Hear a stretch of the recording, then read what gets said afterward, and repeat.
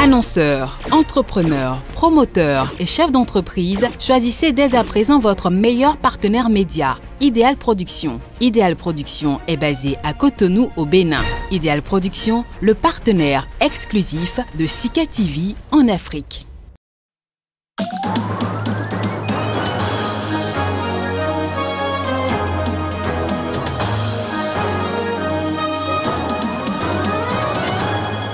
L'Union nationale des travailleurs du Mali, UNTM, et le gouvernement se sont séparés dos à dos. Le syndicat maintient la pression en reconduisant sa motion de grève.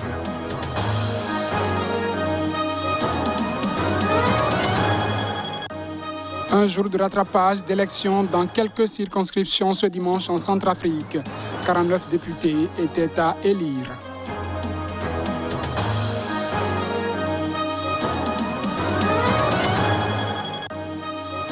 Il y a un an, l'Afro-Américain George Floyd se rendait l'âme sous le genou d'un policier aux États-Unis d'Amérique. Ses proches s'en souviennent.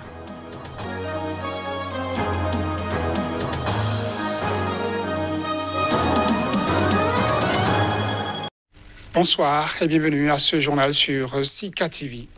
Au Mali, les négociations entre le gouvernement malien et l'Union nationale des travailleurs du pays, l'UNTM, ont à nouveau échoué. Dans un communiqué rendu public dimanche, la principale centrale syndicale du pays annonce débuter ce lundi une seconde grève de 5 jours parce qu'insatisfaite des propositions faites par l'État. L'Union nationale des travailleurs du Mali et le gouvernement ont entamé de nouvelles discussions sur les salaires, les primes et les indemnités. Après 11 heures de négociations, les conciliateurs étaient optimistes sur la signature d'un accord entre le gouvernement et grévistes. Ces derniers ont finalement durci le ton et annoncé l'échec des négociations. De son côté, le gouvernement affirme que les négociations avaient bien débouché sur un document validé par les deux parties. Mais au dernier moment, l'UNTM a décidé de ne pas le parapher. En attendant, les travailleurs maliens entament ce lundi l'acte 2 de la série de grèves. Celle de la semaine dernière avait paralysé l'administration. La douane, par exemple, avait quasiment fermé ses portes. Le manque à gagner par l'État était important. Il faut ajouter à ça les travailleurs du secteur bancaire qui avaient également suivi le mouvement. L'Union nationale des travailleurs du Mali, syndicat de fonctionnaires et de salariés du secteur privé, avait lancé lundi dernier un mouvement de grève de 4 jours après l'échec de précédentes négociations avec le gouvernement sur les salaires, les primes et les indemnités. L'UNTM a brandi la menace d'un mouvement illimité.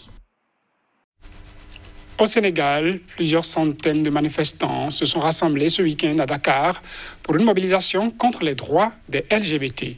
Ils appellent à une loi criminalisant l'homosexualité dans ce pays d'Afrique de l'Ouest à majorité musulmane. Reportage. Contre les LGBT, les mots n'auront pas du tout été tendres ce week-end à Dakar. Cette géante mobilisation avec l'aval du Rassemblement islamique du Sénégal pour exiger une fois pour toutes des gouvernants la criminalisation de l'homosexualité. Si vous ne voulez pas vivre comme nous, il faut aller autre part. Parce qu'il y a des pays où on accepte ça, il faut aller là-bas. Mais nous, dans notre pays, nous ne voulons pas ça. Mais permettre une loi pour qu'on n'accepte que les bisexuels ou les homosexuels se peuvent vendre dans les rues, n'importe quoi. En tant que musulmane, je me dois de défendre tout ce qui provient de notre religion, c'est-à-dire l'islam. Et l'islam en tant que tel n'accepte aucunement cette pratique qui est obscène, qui est infâme. La confusion des genres et toutes les variantes supprimées dans le vocable LGBTQ sont des abominations qu'il est exigeable d'acclimater dans notre pays, le Sénégal.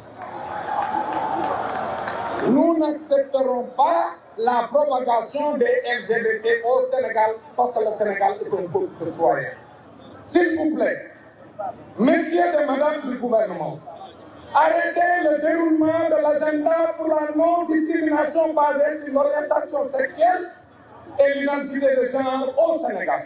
Au-delà de la dénonciation, le combat désormais pour ces manifestants est d'en arriver le plus tôt possible à ce que les relations entre personnes de même sexe ne soient plus seulement un délit, mais deviennent un crime avec une peine de prison qui passerait de 5 à 10 ans.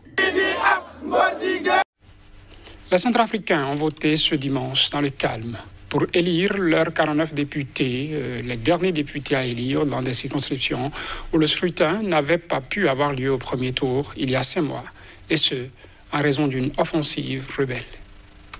50 circonscriptions sur 140 étaient appelées à voter ce dimanche pour des élections législatives débutées le 27 décembre 2020, mais fortement perturbées par les groupes armés.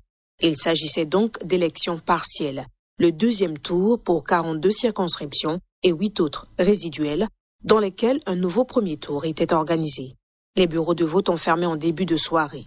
Le scrutin s'est déroulé sans incident selon Vladimir Montero, porte-parole de la mission des Nations Unies en Centrafrique. Les résultats ne devraient pas être rendus publics avant quelques jours. Dénonçant des fraudes massives, l'opposition, désunie, n'a pas opposé de candidat capable de rivaliser avec le président Faustin Archange Touadéra et son parti. Sans attendre ces 49 partiels, la nouvelle Assemblée s'est déjà réunie début mai, le quorum requis étant de 71 députés. La Centrafrique, deuxième pays le moins développé au monde selon l'ONU, est en proie à une guerre civile depuis 2013, mais de plus faible intensité depuis 2018. Dans la ville de Metugue, au Mozambique, se trouve l'un des camps de personnes déplacées les plus peuplés de la province de Cabo Delgado. Il abrite environ 30 000 Mozambicains. Les camps de ce type ont récemment fait l'objet d'une attention particulière après une attaque meurtrière à Palma, dans le nord du pays. Des attaques d'insurgés ont lieu depuis 2017 et ont forcé des milliers de personnes à fuir leur maison. Reportage.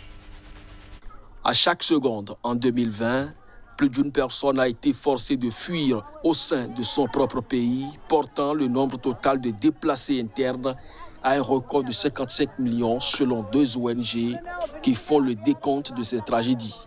Malgré les restrictions aux déplacements liés à la pandémie de Covid-19, 40,5 millions de personnes sont venues grossir les rangs des déplacés internes, le plus grand nombre depuis.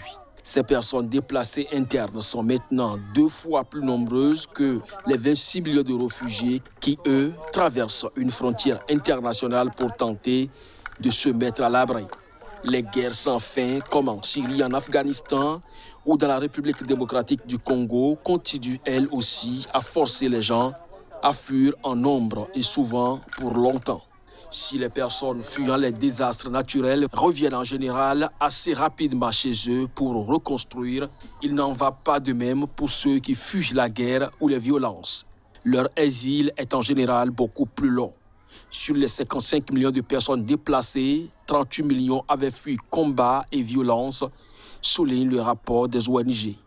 Et pour noircir encore le tableau, 95% des déplacements liés à des nouveaux conflits se sont produits dans des pays vulnérables au changement climatique.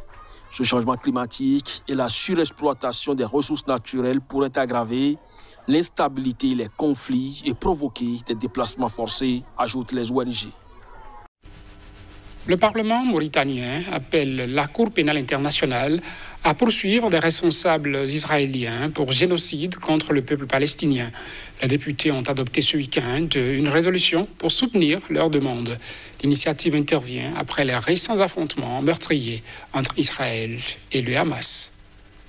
L'Assemblée nationale considère l'agression sioniste continue contre le peuple palestinien comme l'un des pires crimes de génocide et appelle la Cour pénale internationale à poursuivre les personnes impliquées dans cette agression, indique le texte. Selon un député de l'Union pour la République, le parti au pouvoir, la résolution a été adoptée à l'unanimité. La Chambre unique du Parlement mauritanien, qui compte 157 sièges, appelle les parlements frères arabes, africains, islamiques et ceux des pays amis dans le monde à prendre toutes les mesures susceptibles d'aider à la protection du peuple palestinien et à défendre sa juste cause.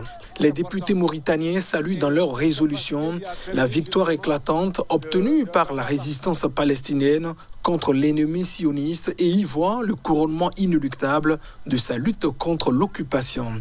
Cette résolution, qui a une valeur symbolique et n'engage pas le gouvernement, a été votée 3 jours après une grande marche en soutien aux Palestiniens organisée mercredi par les partis de la majorité et de l'opposition, alors que se poursuivent certaines campagnes de collecte de fonds pour la reconstruction de Gaza menées par des partis et des ONG nationales. Des proches de George Floyd et des soutiens ont défilé dimanche aux États-Unis d'Amérique à l'avant-veille du premier anniversaire de sa mort qui a choqué le pays. À Minneapolis, près de 1500 personnes écoutent les discours de proches de Floyd et d'autres personnes noires mortes lors d'interpellations. Les soutiens et les proches de George Floyd ont défilé dimanche à Minneapolis à l'approche du premier anniversaire de sa mort sous le genou d'un policier blanc de la ville, une affaire qui a suscité l'émoi dans le monde entier et provoqué un sursaut antiraciste aux États-Unis. Le rassemblement a débuté par des discours devant le bâtiment où Derek Chauvin a été reconnu coupable de meurtre le 20 avril. L'ancien policier, aujourd'hui incarcéré, sera fixé sur sa peine le 25 juin. Environ 1500 personnes ont marché dans la métropole du nord des États-Unis et se sont joints aux membres de la famille et aux proches d'autres Noirs morts dans des confrontations avec la police. Condamner Chauvin n'est pas assez. Nous avons besoin d'une législation fédérale.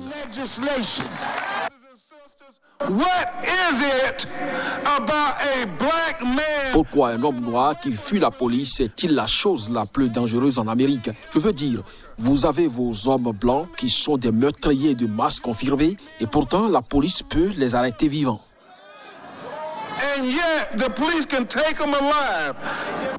George Floyd, 46 ans, avait été tué le 25 mai 2020 à Minneapolis lors de son arrestation par 4 policiers qui le soupçonnaient d'avoir écoulé un faux billet de $20.